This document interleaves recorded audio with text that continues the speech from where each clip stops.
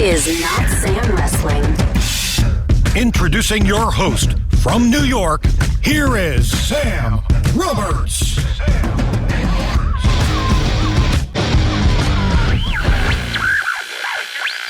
Well, it's official. Notsam Wrestling becomes Swerve's house because here with me, the man himself, Isiah Swerve Scott. And I'll tell you, I pride myself on not having difficulty with name changes, regardless of how I knew a superstar in one era.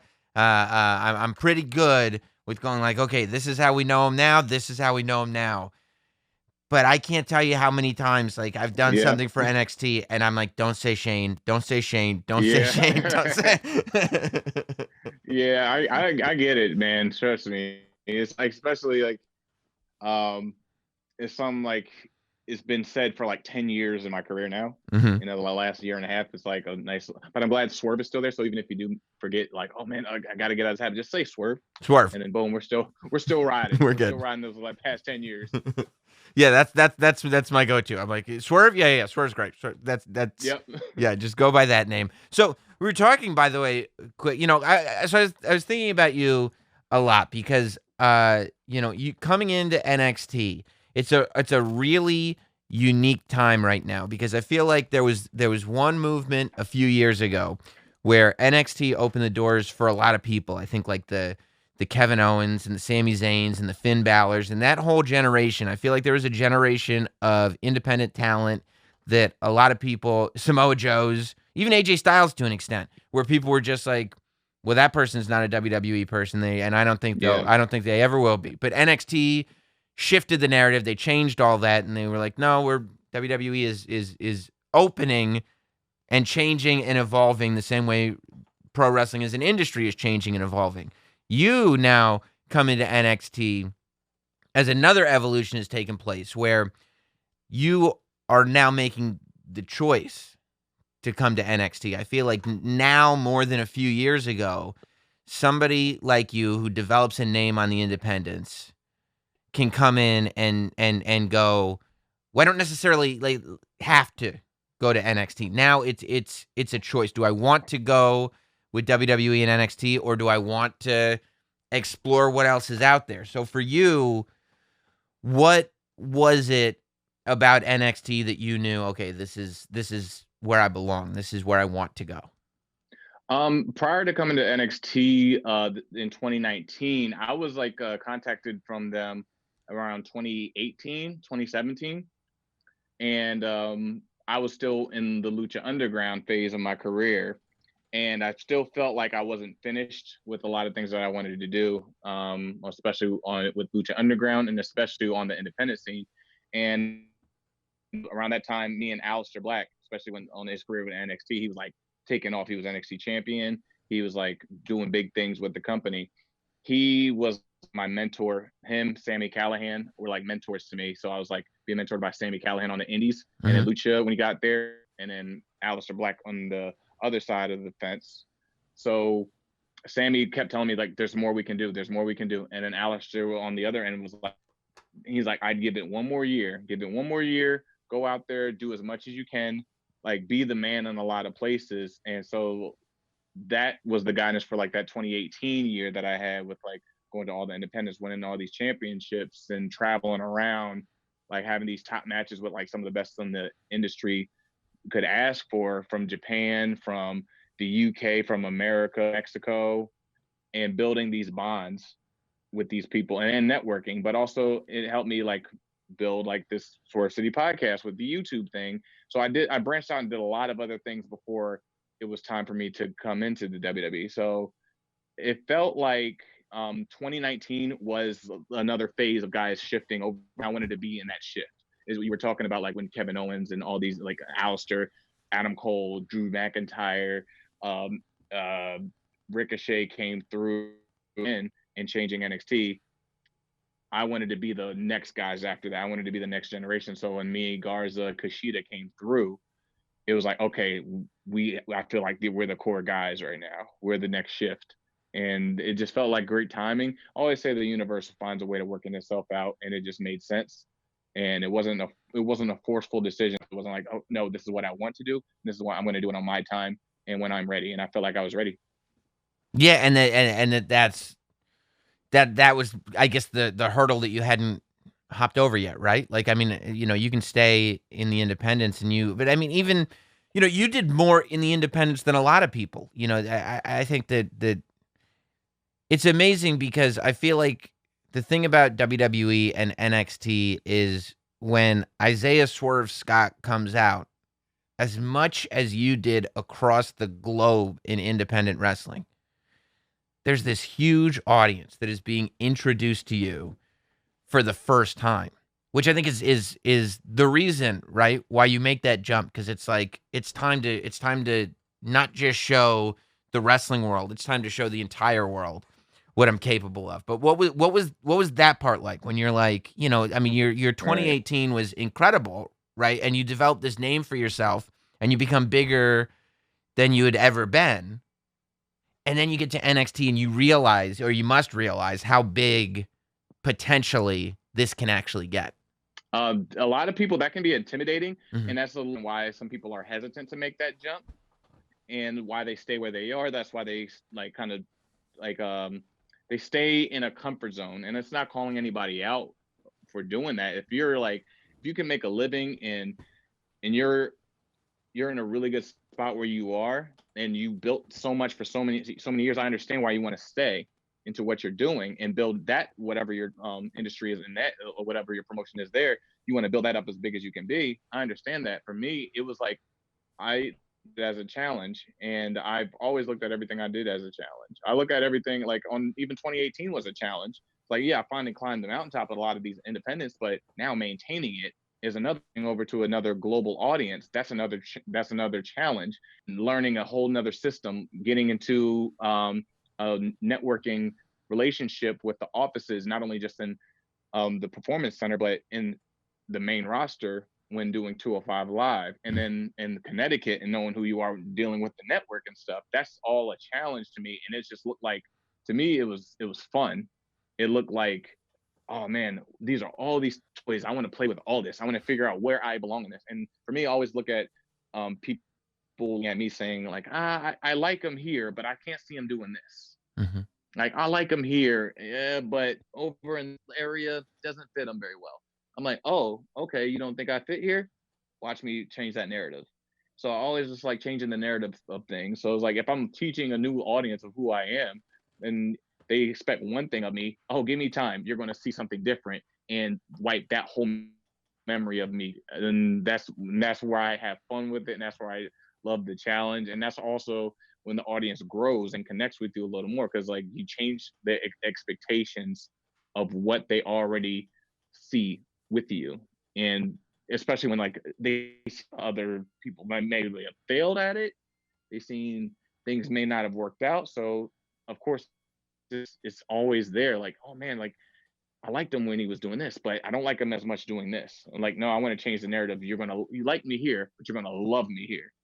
Right, and I guess that's part of that is I mean, on a smaller scale, I mean, the transition into and out of deathmatch wrestling is that entirely, Yeah. right? I mean, a lot of people there's deathmatch wrestlers and there's other wrestlers. Like, some people, there's so many deathmatch wrestlers are just deathmatch wrestlers. I have always loved deathmatch wrestling. It makes me nostalgic for high school. I think it's the greatest. I also love many other types of wrestling, but it's interesting not only how polarizing it can be, but how niche it ends up being for a lot of performers. For you, did you make a conscious effort to go, okay, I'm going to add this to my repertoire? Or was it just, there's an opportunity where it organically makes sense that I would do a death match here, and it worked out here, so one leads to the other? It was a little bit of both. Mm-hmm. I wanted to fill every spectrum. Like I said, is the narrative of like, oh, when in 2015, I was a good high flyer, Right. and then in 2017, I changed the narrative of that, and I'm like, oh, I'm actually a good technical wrestler. Mm-hmm. So I became in the technical wrestling realm. Then in 2018, I changed the narrative again. I was like, oh no, he's like a good top guy. He can promo a little bit. And then so it was just another one of those challenges. Like, okay, I'm filling these spectrums. but I guarantee people don't expect me to go in a death match and actually go through some of those dangerous, spots that people like you see like a Ricky Shane Page get destroyed. The Nick Gages just go through so much.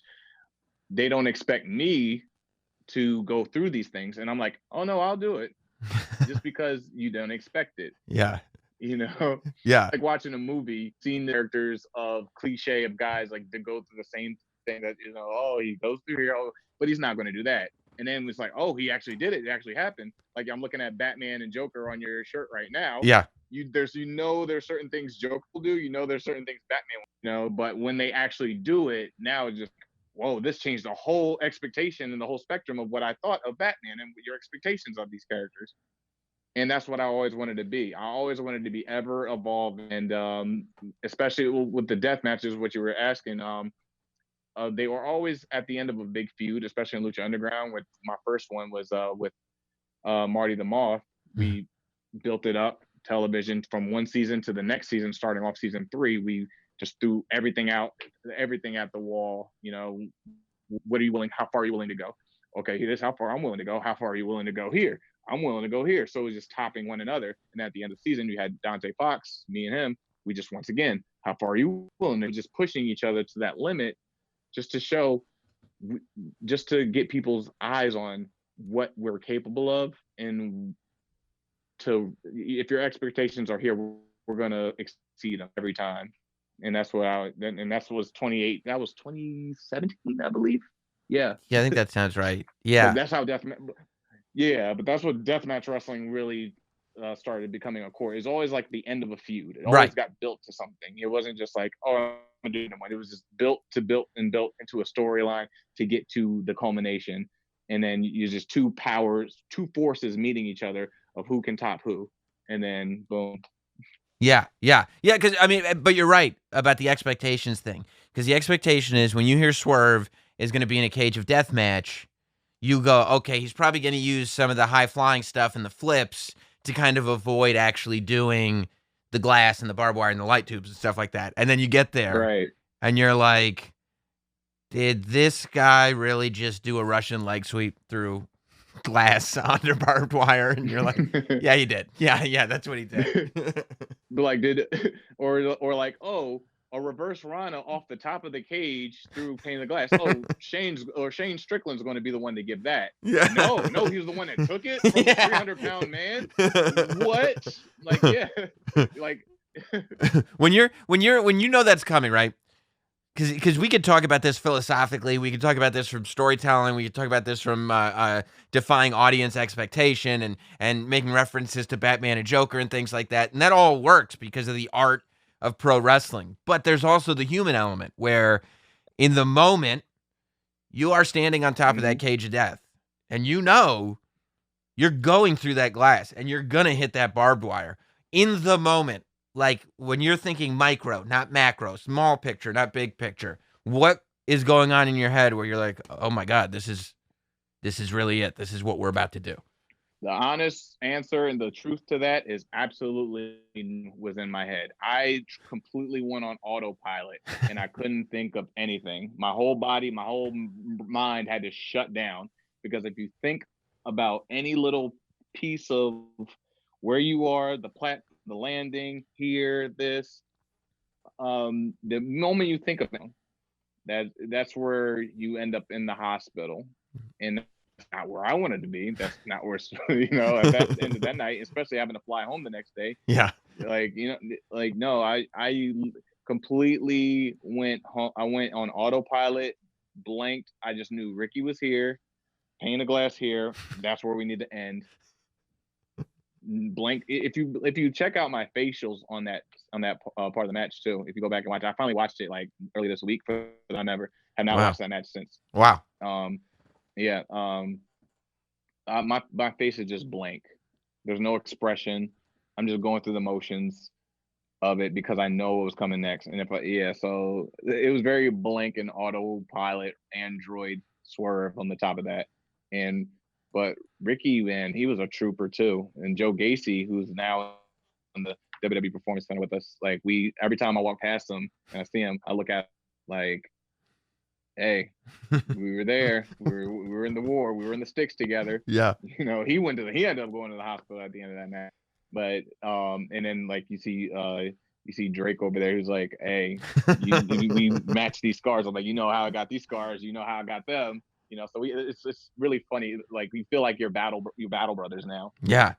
I mean, and I'm it's just also glad to be able to. I walked away from it. yeah, absolutely, and it's also so refreshing because I mean, there was such a long time where I feel like death matches would kind of pigeonhole wrestlers, and like if you did it, that's all you did, and you wouldn't be taken seriously and stuff. And I mean, you just mentioned you and one of the top officials and one of the top new recruits at the PC, and it's like it's just there's much more of an acknowledgement. It seems like now that a pro wrestler can be a full formed person that has all these different skill sets, and that a death match isn't just garbage wrestling. It's a storytelling device that, like you said, can if we lead there in the right way, yes, it's about the blood and the barbed wire and the glass, but really it's about the reason for all that stuff. It's about, what has brought these two characters to Right. this point where they want to destroy each other, where this is the last option. Yeah, it's like the end of an action movie. It should be chaos by the time it gets to the end of that. There should be cars, tanks blown up, buildings should be Yes. it should be an apocalyptic sight, but it's at the end of the film. You don't want to really start there because where do you get to that? So even Drew Gulak, also known as one of the world's best technical wrestlers, Yep. was in a cage of death. Oni Lin was in a cage of death.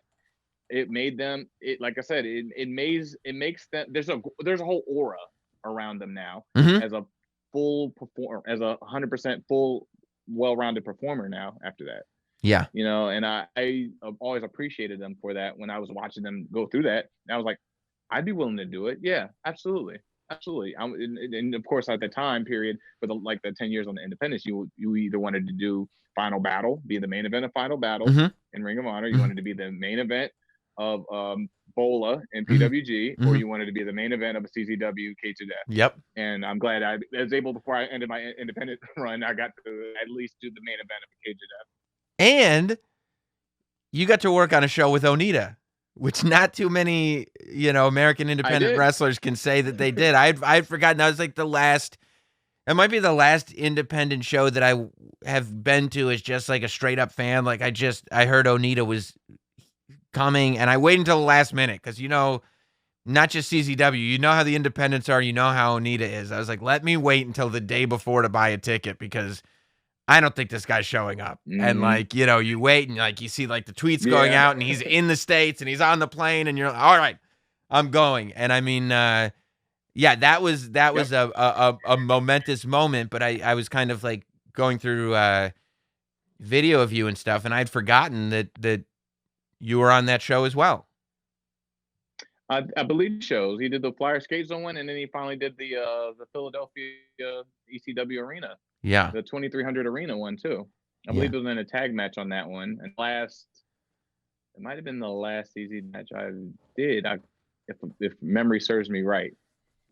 So, how did you learn the part that I'm so interested in what you said a few minutes ago about like when you got to NXT, when you get to WWE, when you get to 205 Live, that part of your motivation is not just kind of going out there and doing your match and talking to the people involved in the match, but it's meeting the people in Stamford. It's like, it's kind of getting in touch with everybody involved in the full scope of this global entertainment company that is WWE. I think there are a lot of people in your position that would just be like, well, I'm a wrestler, I'm a sports entertainer, I'm whatever I am, and I'm just going to stick to my lane. I think it's very interesting that as soon as you get to WWE, you're like, no, let's go behind the curtain and let's look at all aspects of this giant company that I'm a part of now. Is that the way you've always been, or is there something along the way that's kind of given you that mindset?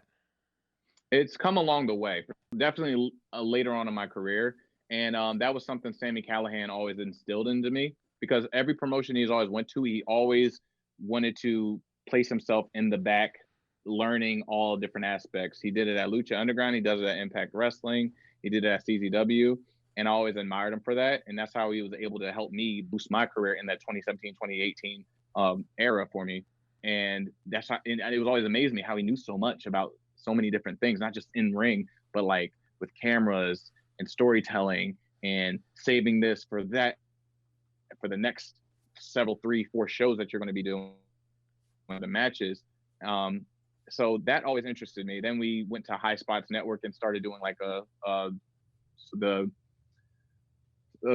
Swerve Talk. Swerve And Talk. that's how Montezi got into the Swerve City podcast and everything. So we did a couple DVDs on High Spots with them, and Sammy Callahan was filming and editing the videos, and that kind of sparked my interest of like, okay, I want to do more of these. Like maybe media is somewhere I want to be. So with the help of my partner Montezi, who's the co-host of Swerve City podcast on the WWE Network, we just started compiling ideas. And he has a journalism degree and also is into music and stuff. And then I was like, okay, I love this. And then that energy made me want to take it into other promotions. Like when I went to MLW, I wanted to see behind the cameras of how this works and what tools can I use to that to make me a better, well-rounded, not just performer, but employee. And that's where, when I got to WWE, and the first place I went to was the CIL place, and wanted to introduce myself to all the people that work behind like the WWE PC YouTube page, that put out all the extra content, the CIL ring, the camera work. What can I do to make this happen? What can I try this? Oh, there's a light up here. Can I use that to do this? Oh, I was just asking questions. And then going up to 205 Live in the main roster, I remember talking to Drew McIntyre, who was one of the guests on the podcast for the season. He said there's so many different departments in this company, it's mind-blowing. It helps you to learn. It's impossible to learn all of them, but learn as much as you can and get involved with as many things as possible, because you don't want to just have a short run in the WWE. You want to be here for 10 years. You want to be here for 15 years. You want to be here as long as you can. And the way to make that and extend that length of time in the WWE is learning at all these facets. Don't ever want to limit yourself onto just being one thing. You want to be a multitude of things. You want to be a Swiss Army knife of this industry, of the entertainment business. And especially for like my culture, we need to be, we can never be just limiting ourselves. Yeah. I mean, like our faces need to be everywhere. We need to show the world that, hey, like there's something that could be presented to everybody, and everybody can be involved in every aspect of it. Like I said, you never want to limit yourself, and you want to show the world and show all these people that look up to you and watch you and follow you on social media that yes, you can do it too. And don't ever limit yourself to just being a one thing. Yeah, and I also think that what's interesting about WWE in probably the last, I don't know, 4 or 5 years is that, to me, as I look at it, it's really seemed like it's developed into this place where wrestlers can have a lifetime career in the business. You know what I mean? Like there isn't this expiration anymore where just because you're done in the ring, your body is done having matches. You're not going to have any more matches. But there's now all these different things, and it's what you're talking about. It's all the departments, but whether it's coaching at the PC, whether it's being a producer, whether it's, if you figure out how to podcast, you could podcast forever. If you figure out how to, I've done a show on the network, I can develop shows on the network. It just seems like there are so many spots in WWE that, I mean, many are still untapped, that I feel like if somebody wants to stay in the wrestling business forever, there's now space for that. Like, but even not just in media with starting and hosting and stuff like that, or producing.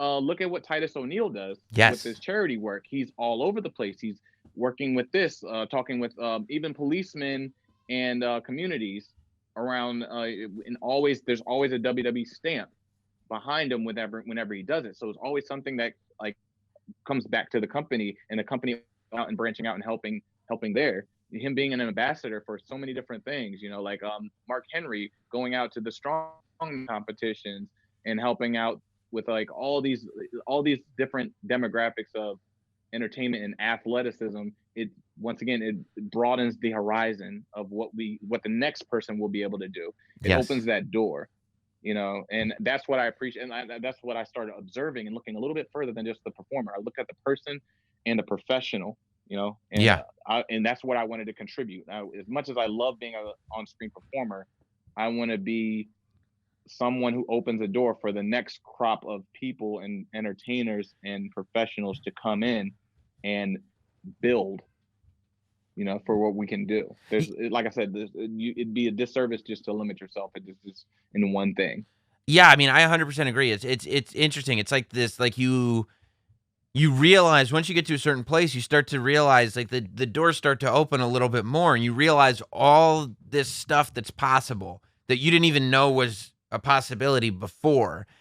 And when you see everything that's possible, you want to go out there and tell all the younger yous, right? All the kids that kind of remind you of you, hey, like, it's not just this thing that's possible. All this beyond me is also possible. Just watch like this and that and this and that, and that way, hopefully it can inspire people to have goals that maybe you didn't even realize that you could have.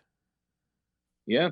And it also inspires them to tap into that early on too. Mm-hmm. Like, don't get started late in your career when your body fails you Mm-hmm. and you lose all these options of what you can do, and then you get into something. Start it like at 25. Look into that stuff while if you're trying to get into WWE in your wrestling career and start pursuing that kind of thing. Get tapped into that early and start building it there. And so by the time these opportunities are presented to you, and one of the prime points of your career, you're ready for it, and you're ready to present ideas to them that opens up another doorway for what we can do in the WWE, Yeah. Get started on that stuff early.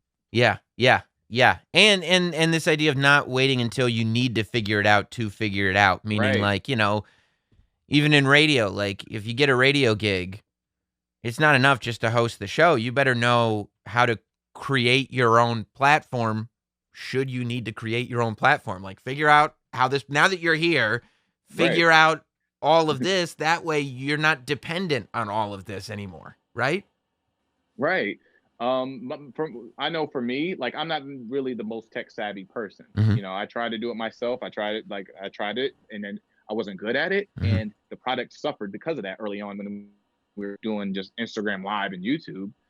But I was able to reach out to people that knew how to make it happen. So this person branched off to this person, that network to this person, building a team of core people that can make it a well-oiled machine. So even if you're not the one that you're not like fasted in the technology or the knowledge of knowing exactly how to make things, or like financially, you build a team like interviewing Pat McAfee.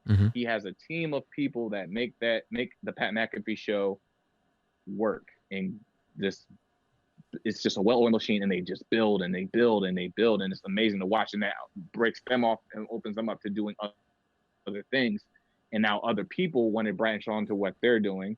So if you're not able to do it by yourself, don't hesitate to ask for help and like reach out to people. You'll be surprised when the way you reach out is the kind of energy you exert reaching out and asking for help, and the kindness and the professionalism. People are going to come back with the same energy. They're going to match it, especially if they feel like you're serious about it. They're committed. Yeah. I think that's one of the secrets too, is that knowing what you're good at and really focusing on what you're good at, and then also being to recognize talented people. So you can find people that are good at the stuff that maybe you're not good at, but that relate to you on that same level. So it's like, what if we combined my strengths and your strengths and your strengths and your strengths, and we just created this project? And I feel like that's what the Swerve City podcast is. I've got to believe that producing this for the WWE network, because when it's one thing to be like, yeah, I've been doing this podcast for a while, but when it's like, okay, it's going to go up on the WWE network, that's a lot of pressure. That's like, this has to, WWE network is one of the top streaming platforms. It's like a highly professional thing. You can't send a show in that looks like garbage, So like Right. I would have to imagine that just the process of doing your show on the network has increased your education and everybody around you's education tenfold. It made me feel like nothing is impossible, Yeah. and you can always make something work. Because like I'd be lying to you and whoever and everybody watching this show if I say like the whole season, because we're by the time you're watching this episode 10 we're going to be dropping. I'd be lying to you if I said everything worked smoothly and everything went 100% exactly how we envisioned it, which it didn't. There was snags we ran into. There was like especially with COVID, there was things we had to modify, we had to adjust. Like the studio in itself had to be sanitized daily. Every person that came in, there was times a certain guests couldn't come in at that time because of testing and all these things. We had to maneuver all that, or like something like uploading the episodes. Finally, it was like, oh, we got to take a day to fix this, get it working, to get it to the network and stuff. This is WWE Network. Like without the crew that I have, it wouldn't be possible. Like between Alex, all the X visuals with the social media, who also helps and edits episodes with Mike the Goat, Mike Simmons, and the director behind the camera, Siren Whittleton, and then my co-host Montezi. This all the network and the minds coming together to just like, oh man, we failed at this spot. Don't worry, this guy comes in and takes it's like basketball, literally. If one guy sprains his ankle, the next sub comes in and replaces him. We still keep scoring points. So just expect snags, expect roadblocks, but stay committed to the goal and keep your team together and tight. Don't let people start like wavering off, and especially step up and lead too. It's important to be able to lead and motivate these guys, motivate your team. So that's what kept us through the season, and that's what started. Like I think once again, I think we exceeded expectations with the WWE Network, and the executives up in Connecticut really enjoying what we bring to the table. We're a nice little corner of the WWE Network that is starting to get a little bit bigger, and we have a little niche that we are still figuring out, and we're going to grow it. That's for sure. Yeah. And I mean, and the real value is you're bringing something to the table that nobody else is bringing, and nobody else really can bring because it's genuine to you, right? Like you're bringing your perspective and your vision to the network. So when you got your the Swerve City podcast was it was on YouTube and podcast platforms before it was on the WWE Network. Is this something that you had to kind of explain to the WWE and sell them on your idea, or is this something that you were already kind of doing and they kind of caught wind on it on YouTube and went, "Hey, I know you're doing this here. Would you want to do it over there?" Yeah, that's exactly how it happened. They noticed what we were doing. They thoroughly checked through all of the stuff that we put out, and we're putting out a clean product with a lot of jokes and a lot of laughing and a little tongue-in-cheek references that we made to the roster and the product and what was going on in pop culture. But it was funny. They loved the warmth and the comfortability that we had the guests come in and they express themselves with. They loved that we could have Bailey come in and just joke and laugh with us like we've known each other for 5-10 years when we just like really met this past year. They love the fact that we can clown around and laugh with a Kofi and an MVP, a Ruby Riott, and Adam Cole and Aleister Black. They love that we had that energy to have Nikki Cross get up and dance and swing around in our podcast and just have a big laugh about it. And they were like, man, they look like they're having fun. They look like it's not like an interviewer and a professional athlete. It looked like these are people, they're just guys, they're just joking around and having fun and laughing, but they're also talking about other things that's outside of wrestling. You're getting to know the person and enjoy the conversation, and it makes you feel like, as a viewer, for me, I believe you all want to make the viewer feel like they want to be in that room laughing with you. Oh man, they're talking about this. Oh man, they're talking about that. I love that. Oh, I want to converse with these guys. And I feel like they love that energy that we brought, and that's what got us noticed to come to the WWE Network. because and the fact that they let me bring my friends and my crew along with it is even bigger surprise for all of us. That was fun. That was the best. That was the part that warmed my heart. They didn't want to like touch anything that we were doing. They wanted the same atmosphere. They wanted the Swerve City podcast banner up. They didn't want to change the name of it. They wanted like, and if you mention and look at the pictures in the background, it's not all my friends are up here signed. You got Ultimo Dragon up there. He's not signed with WWE, Right. but they're up there, and they like keep it. Don't change anything. Just keep doing what you're doing. So that genuine feel of the show is still running through from YouTube to the WWE Network. And I gotta believe it's a major boost of confidence to you too, where it's like, if these guys like what I'm doing, clearly I'm on the right path. Was there any like a moment of you going like, oh no, like did they text you and go like, hey man, we got to talk about your podcast? Like, oh no, are they gonna tell me I can't do the podcast anymore? And then it's the opposite. No, we're gonna put it on the network. It's actually great news. Yeah. If you funny thing, when I started doing it on YouTube, I asked permission, of course, and I remember the email vividly was just like, we're not telling you no. So I'm like, okay, but we're also saying it'll be monitored as you put this out in the public forum. And I was like, I didn't hear a no still, so I just chug on and like ask for forgiveness rather than permission. That's it. And so, like, also once again, like I also like to like raise the bar. I like to get as close to like getting in trouble as I possibly can. So there's times when my crew will be like, I don't know about that one. I'm like, okay.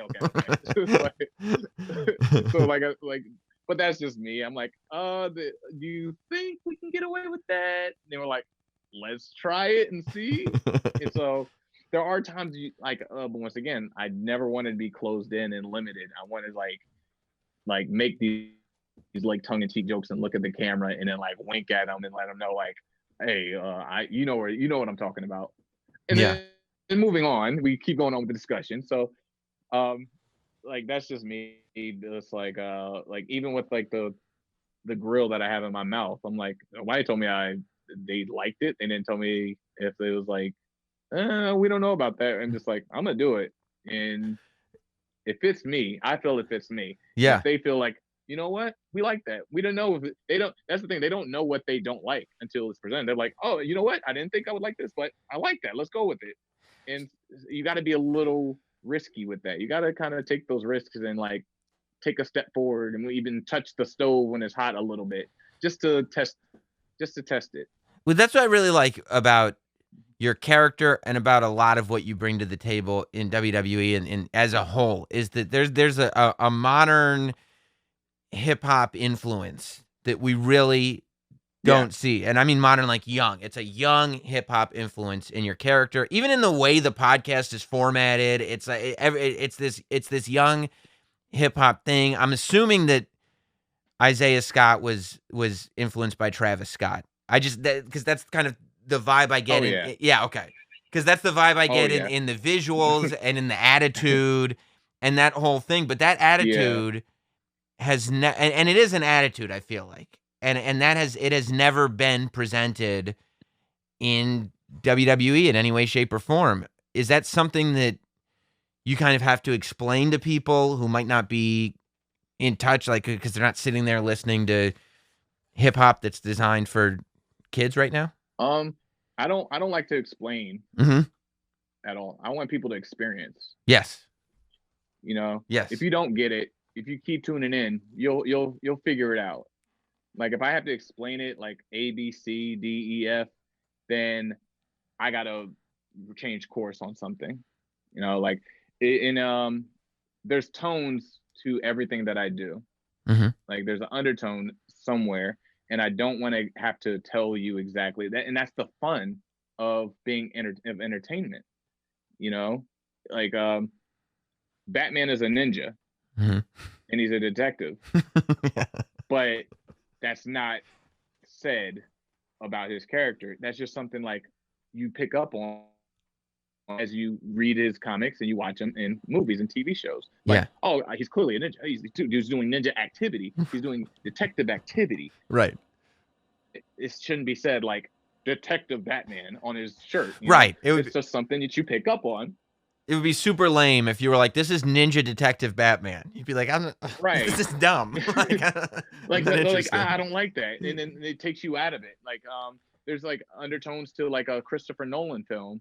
There's something that you have to watch over and over and over and over and over again to really grasp and take in all of what he's trying to tell you in a film. But that's experiencing it rather than just being told what you're watching. Like there's undertones to the show. Swerve City is the Sin City. No, that's one of my favorite films, but it's also Seattle, Tacoma, Washington, where I don't want to say Seattle, Washington podcast and stuff like that. There's this undertones to it. Yeah. Even if you watch the interviews that we do, when we had the undertone was insecurities, battling insecurities, but the title of the show isn't battling insecurities. That's just something you pick up on. But you also learn something about these people and these entertainers as you're watching it. The bullying with Jake Atlas, the episode. There's the pressure of being on top with Drew McIntyre. There's Tony Storm with like invasion with social media. These are things you pick up on, and so through that, and then as my character, there's with of course a Travis Scott, but there's also a Flatbush Zombie influence. There's also a Kid Cudi influence. There's also an Eminem influence. There's also a Childish Gambino and the Tyler Creator influence. Yes. But I don't want to tell you all those things. I just want you to feel and see and experience.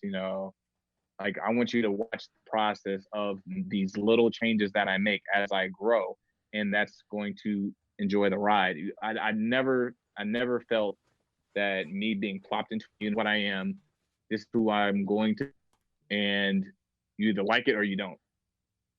No, I'm like, okay, I'm going to come in very surface. This is what I do. This is who I am. But now I'm going to follow my journey of work instead of I don't like this. No, it's okay to not like it, but don't understand this isn't the finished product of what you're not liking. Right. The finished product is going to be years down the road. Follow the journey. And so instead of just not liking it, you're going to end up loving it and wanting to see more. That's what we do. That's what we're entertainers. That's what the beauty of what we do as sports entertainers are, Yeah, and that's what I think what separates sports entertainment as well is that these characters build over years. And like you really the great superstars, you look back and you can trace these amazing timelines that go back over the course of years and years. The Shawn Michaels, the Triple H, the Undertakers, the Austins. Like you go back and you can see, even though you didn't know what was happening at the time, and maybe it was not necessarily consciously always being aware of, and then in 3 years I'm going to do this. But if you look at it on a timeline, you can clearly tell this story of this character that has taken place right in front of your eyes over the course of, for some people, 30 years in the Undertaker's case. Like that's one story. Right. Right? Right. Exactly. Even Edge's evolution was incredible. Yes. For like the 10, 15 years where he became a rated star, where he became like, he went from rude to like getting to like TLC matches to cashing in Money in the Bank for the first time to becoming main event with Taker, and like at Mania, to seeing his comeback at Royal Rumble this past year. Like that's a long time of developing, and he's still developing to this day. I've had phone conversations with Edge, who's one of my favorite wrestlers of all time, and he tells me the undertones to what he's doing. And when I can do the greatest wrestling match of all ever, so like. Yeah, that the undertones to this, dude. That one is just like that one drove me crazy. The fact that like more people, I went on the podcast like right after the greatest wrestling match ever because it was like, you talk about a Christopher Nolan movie, like that match. Probably halfway through, I realized what was happening, and it just like hit me like a mallet in the head, and I went, "Oh my god!" And like I started seeing everything differently, and I'm like, "Oh, this is the greatest wrestling match of all time is a concept. It's not a description." And I started like putting all these pieces together. And then when I would hear these like quote unquote experts be like, I mean, it was good, but I don't know if it was the greatest. I'm like, how do you not get the story that was just, it was put right in front of you? Stop being so surface. Yes. Really look below, like watch. And it's once again, now, if whoever's watching this, they're hearing you explain this, they're going to go back and watch again, like a Christopher Nolan film, because they're going to want to pull these things out. They don't want to tell you these things straight up. That's what makes the genius of a lot of these performers, and I don't think it's appreciated as much. Like, you're gonna have to go back and watch, and you have a WWE network to do so. Like, so like, go back and watch and like really check the layers of what these guys are and why they are greatest of our generation. You know? So, and like hearing his knowledge about these things is what makes my mind spin. I'm like, okay, how can I create something on my own and make it something like that and portray it? You know? That's the beauty and that's the fun. That's what brings me to WWE. That's what brought me to the dance. You know, that's the fun and the challenge of being a sports entertainer artist, man. And I'm also, it gives me goosebumps thinking about that and talking about it. Dude, it's so exciting. I love it. I mean, and it's why wrestling is so great. But I also love that you brought up the artists that you brought up. I love that you brought up Tyler and Kid Cudi and those artists, because I was also picking up on that and you talking about experiences. It's so interesting because when you listen to, I think Travis Scott is one of them too. Like, I mean, Travis has a couple of, huge hits with these hooks, but most of those artists, it's not about like, just here's the catchy hook or here's the verse that everybody remembers or here's, for them, it's like explaining why you like them or why they're so great or why they become so iconic is like, you do with that music, just have to sit with it. And like you said, experience it. Just allow yourself to just experience it. And then just go off of how you feel. Like that all those artists that you mentioned, it kind of just comes in and gives you this feeling through every little piece of music that is on the album and translating that into wrestling. If you notice, they're also they're all referred to as visual artists. Visual artists is like they're making, it's a sound, but you can see what it is. It brings a color sound that you're hearing. That like brings a mood. It kind of like takes you on a trance and be like, oh, when I hear this, it brings me back on a memory far doing this, or it takes me to a galaxy far away just on their sound. And it's grown over the years I've listened to them. I think Tyler Creator is like one of the greatest like evolutions in hip hop we've seen in the past 10 years. When did you have that moment with wrestling where you really realized, because when you're young and you're a big wrestling fan, it's going to be surface level because you're a kid. Like, you don't know any better than just to look at what's right in front of you. But at what point did you realize kind of the depths that were possible and what was really going on under the surface with some of these genius performers? It really hit me when Shawn versus Taker at Mania 25. That's where it hit me like, wow. Because I believe I was like still starting to train. I just got into training in Virginia at that time. And I went to like a lot of the trainers that we all had a party watching Mania together. And that's where it really like dawned on me. I'm like, okay, this is how deep we can really go with this. And then it really came with Daniel Bryan, right? Mania 30. Like, oh man, that's how you can really go that deep with this kind of storytelling. That's just a couple. Of course, the Punk pipe bomb promo that hit me like a ton of bricks, like right in the face. I'm like, wow, that's how deep we can go.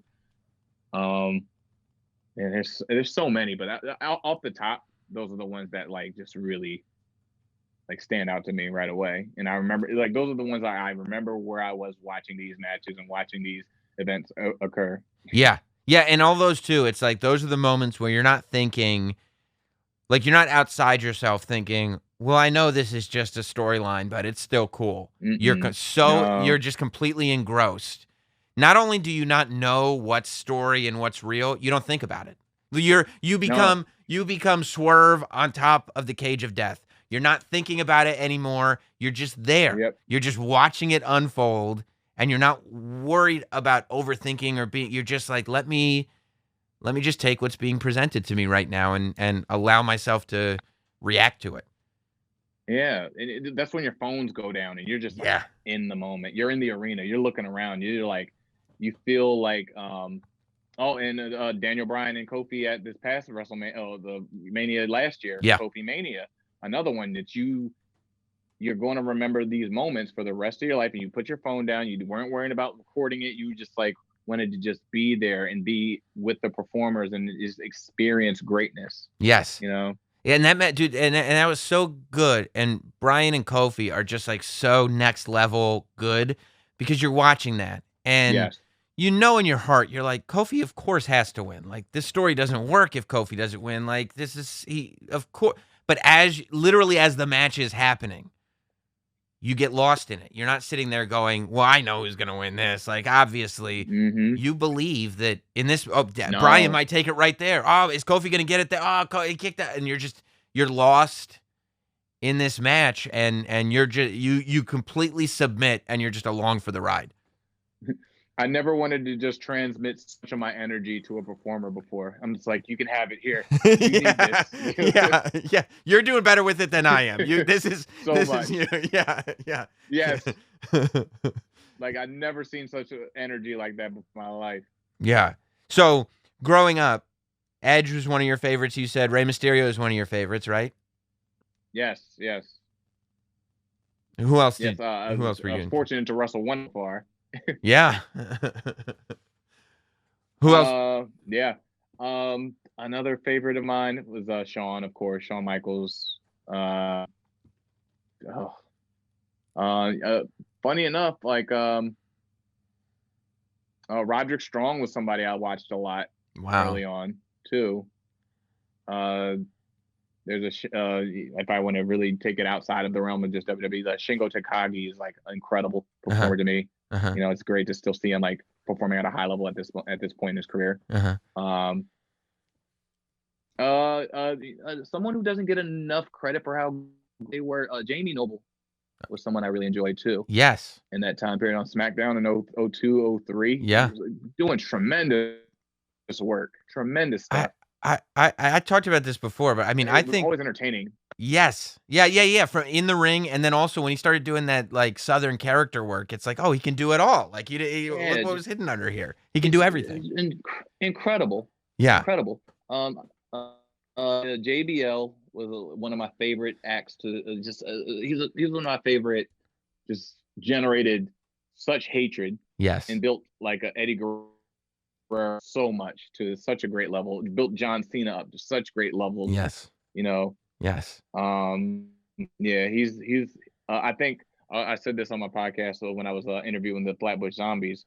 Someone like a Mick Foley was just the glue to a lot of different character pieces coming together in the Attitude Era with like The Rock.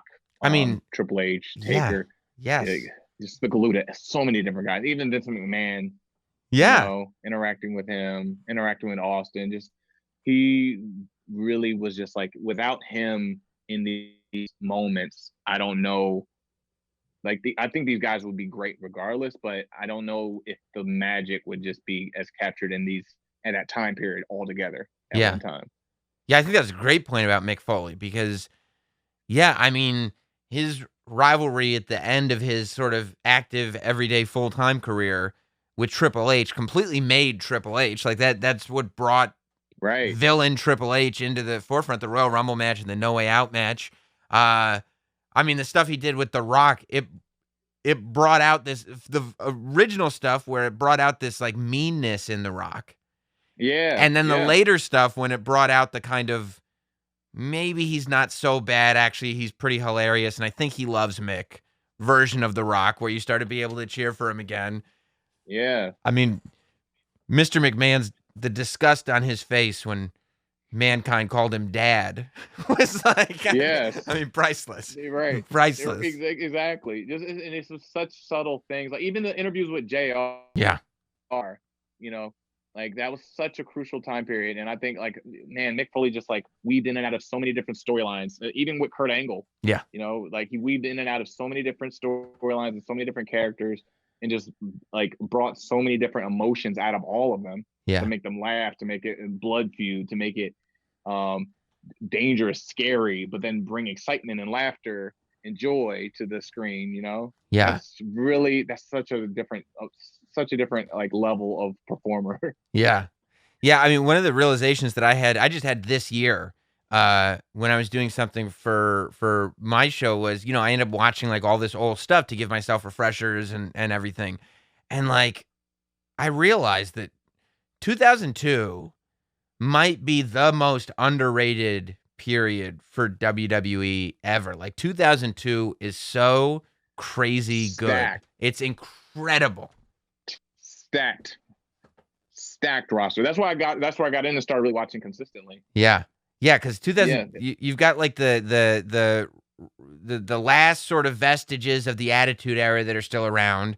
You've got you've got the sort of last generation of WCW that are young and kind of they were going to be big in WCW, but then they didn't quite. And then you've got the first people like the Brock Lesnar's and the beginning of John Cena and the beginning of Randy Orton, the beginning of that Ruthless Aggression thing. That transition time between Attitude Era and Ruthless Aggression is just unbelievable. Yeah. It's crazy. It's just like you were seeing these two worlds just blend together so well to create the next 10, 15 years of performer. Yeah. It was incredible. Like that was like a really good time. And when I was watching, and like not to mention you brought in the Batistas that came through, the Evolution that came in 2003. Yeah. Like seeing 3-minute warning, and like you think about 3-minute warning and you're like, okay, yeah, 3-minute warning was cool, but then you're like, no, man, that's Umaga in there. And like Umaga's like Umaga's one of the best of all time. And you can tell and you can see it. Yeah. You can see it even when he's Jamal of 3-minute warning. You're watching this guy and you're like, it's mind-blowing. It's mind-blowing. Not to mention the first time we had a draft. Yes. The first year of the draft with Ric Flair and Vince and Bischoff coming through after that. Yeah. Man. Yeah. Like that period just like sparked and just catapulted so many different people to high levels for like I said, the next 10, 15 years. Edge and Kurt shaving his head. For some reason when Kurt Angle's head got shaved, that like just woke up another beast in Kurt. Yeah. It woke up the beast in him. And that's what's amazing. Kurt was an animal. An animal. Like Bald Kurt was like, oh, he did win the Olympics. Oh, okay. He's not everybody says like Kurt Angle, and I think it's true, is the best sort of person to come out of being a professional athlete and figuring out professional wrestling quickly because of how entertaining he was in the Three Eyes era. But like his ability to switch from, your Olympic hero Kurt Angle into that Team Angle, badass, legit wrestler Kurt Angle, unbelievable.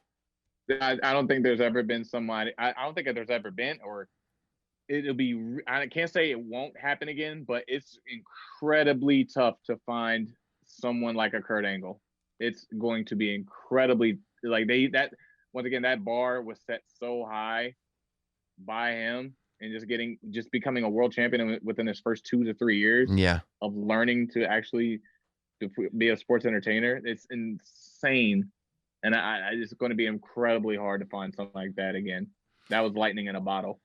Do you have any specific people that like you'd like to work with, or that you'd like to build a story with, or that you see like, okay, I'm looking at the NXT roster or the WWE roster, the Raw roster, the SmackDown roster, that you're like, yeah, that's somebody who eventually, when we get there, we can make magic? For me, if there's two guys, I'll go first in NXT and then main roster. NXT right now, O'Reilly. I said that earlier this year. I think O'Reilly is one of the best in-ring performers for the past like 8 to 10 years. I always thought so highly of him, and we'd never crossed paths on the independent level, in the WWE level. We'd never crossed paths yet. I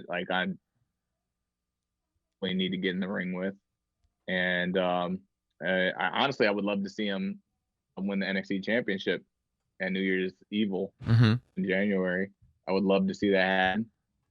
And main roster wise, Andrade. Yeah, I think Andrade's so good, Andrade is man. just he's a hard, like I think 2019 he was just unreal. Yeah. He was consistent every night, like especially his matches with Ray when Ray first just came back. He was on a whole nother level. He was so good, and like I will sing his praises to the end of the day. Yeah. To the end of times, really, for his 2019 year, he was an incredible performer, and I hope to see more of him on a higher level in 2021, man, because he is an incredible performer, man.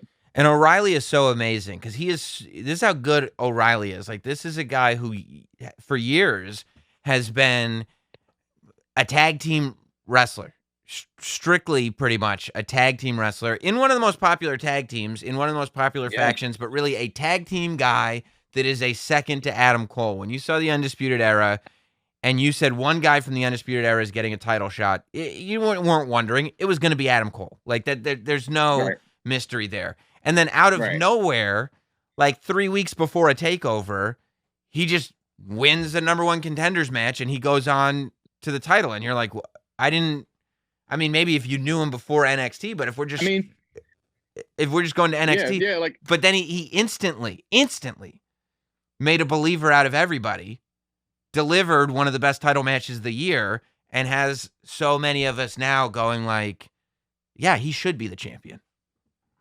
Oh yeah. Yeah, if you follow him beforehand, he's been world champion. Yeah. You know, like the PWG world champion. He's been a BOLA winner. He's been a Ring of Honor world champion. You know, so it's not like out of the stretch of the imagination to see him as a NXT world champion. He's right on par. Like I said, I think he's one of the best in the ring guys, like anywhere. Yeah. Anywhere. You can place him anywhere and be your top guy. Now, like, I'm just glad he's finally getting this opportunity to showcase it to the NXT universe, which, hey, like, and there's no better person that you want to see this matchup with than Finn Balor. Yes, know? I agree. Is it, when you get to WWE, is it comforting? You know, I love looking at the generations of guys that come in, and, you know, not everybody comes in at once, but they, you know, you can tend to, over the course of a couple years, kind of group them in. And when you look at some of the stuff that you did before you got to WWE and who you did it with, and then you look at the landscape of WWE and you realize Cameron Grimes is here. Matt Riddle is here. Oh, yeah. Keith Lee is here. The guys we were talking about, for like, the best of the best are all like cream rises to the top, are all surfacing, and they're all kind of collecting at their peak in this same spot. When you look around and you see these faces, are you like, yeah, this feels right. This feels good. It feels it definitely does. Yeah. It feels it's also can be, sometimes, and like I said, I'm always going to shoot straight and be honest. It can be a little bit discouraging as well to see like guys that you've like been on the same level with for years. Like one gets a little higher, one gets to Raw and SmackDown, one main event's a little quicker than you. It's like, or you get a little ahead of him and see like it can be a little discouraging, not just to see like someone who's a coworker and someone side by side with doing this grind. It's not towards them, it's just towards yourself, because we're all competitors. Like I said, I'd be lying to say like oh man, I get that itch because like I'm so competitive, but not overly competitive to the point where I want to see somebody else fail. You just always want to compete and do better than the other person, but then like you have to sit back and be like what? That's for their time. That's for their moment. What can I do to make something new and organic from my time? Where can I fall in line? Because there's only space for one spot. Yeah. You know, and it's so much talent. It's impossible to put all these guys in one spot. It's impossible. But that's what, once again, do you take the challenge, or do you feel like you resentment to the system, or do you feel that resentment to someone you work with and you're friends with and you've just been battling on the indies with for the past 9-10 years? Do you feel that resentment, or do you take that challenge and be like, you know what, that's what he offers, that's his lane, I got to figure out my lane to make my story compelling and people want to experience my journey and what I have to offer? Because Riddle did his thing. He's killing it on Raw. He's having bang out matches with Sheamus. like every time they get in the ring together. Kushida, he's doing this thing. Garza made it to Raw. He's doing his thing. He got to perform overseas. Mm-hmm. You know, with his cousin Humberto. Mm-hmm. You know, man, like before him, and I'm proud of him. I don't resent it, but it's like, man, keep going. But that's his lane.